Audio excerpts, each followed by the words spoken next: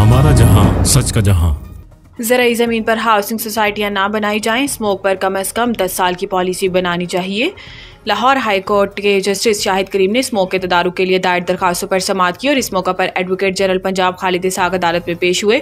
समाअत के दौरान अदालत ने एडवोकेट जनरल को हदायत की कि वज़ीर आला पंजाब वापस आएँ तो आपको स्मोक पर तवील मुद्दती पॉलिसी पर बात करनी चाहिए, कम से कम 10 साल की पॉलिसी बनानी चाहिए। एडवोकेट जनरल ने अदालत को बताया कि पंजाब में इलेक्ट्रिक बसें चलाने के लिए बजट मुख्तस कर दिया गया है। अगले साल जून से कबल ये इलेक्ट्रिक बसें सड़कों पर होंगी, जबकि हम फूड सिक्योरिटी से मुतालिक इक़दाम भी कर रही हैं। अदालत ने हुकूमती इक़दाम को सराहते हुए कहा कि हुकूमत को चाहिए कि ऐलान करे ज़राई ज़मीन पर हाउसिंग सोसाइटियां ना बनाई जाएं। ज़ेरे ज़मीन पानी महफूज करने वाला एक पौधा है जिसको ज़्यादा से ज़्यादा लगाया जाए और 10 मरला घरों में वाटर ट्रीटमेंट प्लांट लगाना लाजमी करार दिया जाए। बाद अज़ां अदालत ने स्मोक से मुतालिक इक़दाम की अमल दरामद रिपोर्ट तलब करते हुए केस की मजीद समाअत अगले हफ्ते तक मुलतवी कर दी। PSX में कारोबार का मुस्बत आगाज, इंडेक्स में 400 पॉइंट्स का इजाफा। कराची पाकिस्तान स्टॉक एक्सचेंज में कारोबार का मुस्बत रुझान जारी है।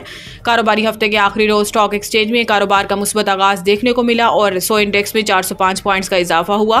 पाकिस्तान स्टॉक एक्सचेंज का 100 इंडेक्स कारोबार के आगाज पर 94,596 की सतह पर पहुंच गया, जबकि इंडेक्स की नई बुलंद तरीन सतह 94,685 रही।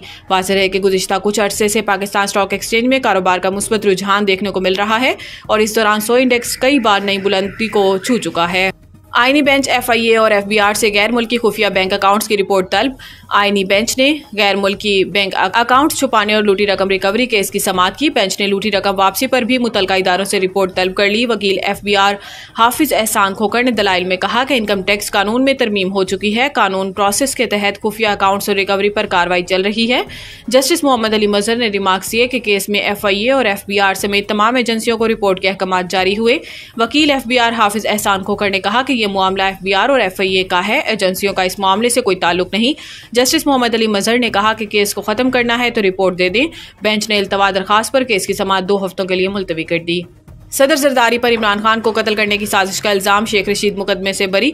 डिस्ट्रिक्ट कोर्ट इस्लामाबाद के जुडिशल मजिस्ट्रेट यासिर महमूद ने बरियत की दरखास्त मंजूर कर ली। शेख रशीद के खिलाफ थाना अपारा में मुकदमा दर्ज था। मुकदमा पाकिस्तान पीपल्स पार्टी के रावलपिंडी डिवीजन के नायब सदर की मुद्दत में गुज़िश्ता साल फरवरी में दर्ज किया गया था। कचहरी के बाहर मीडिया से गुफ्तगू में शेख रशीद अहमद का कहना था कि आज अल्लाह ताला की मदद से यासिर महमूद की अदालत से बरी हुआ हूँ।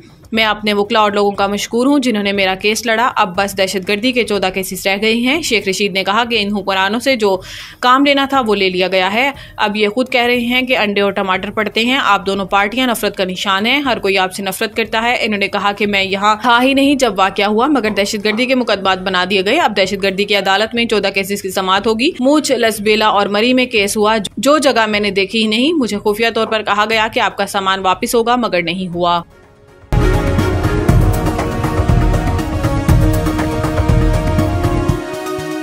हमारा जहां, सच का जहां।